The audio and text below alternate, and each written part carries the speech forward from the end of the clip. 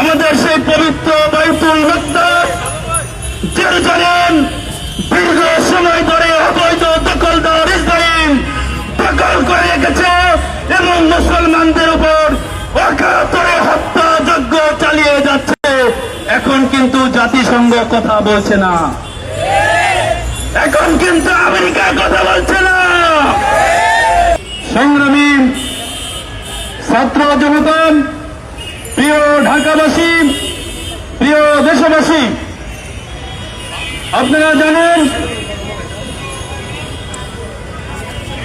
ফিলিস্তিনের মুসলমানদের উপর দীর্ঘ সময় ধরে এক নির্মম হত্যাযজ্ঞ চালিয়ে যাচ্ছে ইসরায়েলের সন্ত্রাসীরা।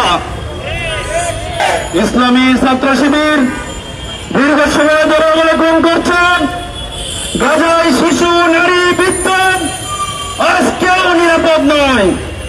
প্রতিদিন নির্বিচারে বোমাবর্ষণ, ঘরবাড়ি ধ্বংস, মানুষের উপর হামলা, হাসপাতাল, শিক্ষা প্রতিষ্ঠান, সকল স্থাপনার উপর হামলা চালিয়ে ইসরায়েল মানবতা বিরোধী অপরাধ করেই চলেছে। কাজে আজকের এই মানববন্ধন থেকে আমরা বিশ্ববাসীর কাছে আহ্বান পৌঁছে দিতে চাই, খুব প্রকাশনের মধ্যে গাজায় গণহত্যা বন্ধ করতে হবে, গাজায় যুদ্ধ বিরোধী ঘোষণা করতে হবে, ফিলিস্তিনের মানুষের মৌলিক অধিকার তাদেরকে ফিরিয়ে দিতে হবে। আমরা আন্তর্জাতিক সম্প্রদায়ের প্রতি আহ্বান জানাতে চাই, এই হত্যাযজ্ঞের বিরুদ্ধে মানবিক দৃষ্টিকোণ থেকে রুখে দাঁড়াও।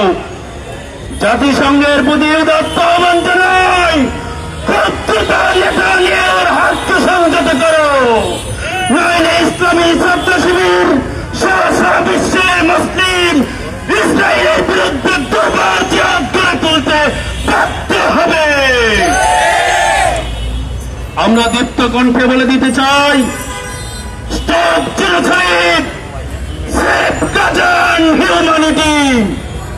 সম্মানিত উপস্থিতি, আজকে শুধু ফিলিস্তিন নয়, পৃথিবীর প্রায় অনেক জায়গাতে মুসলমানদের নির্যাতিত করা হচ্ছে।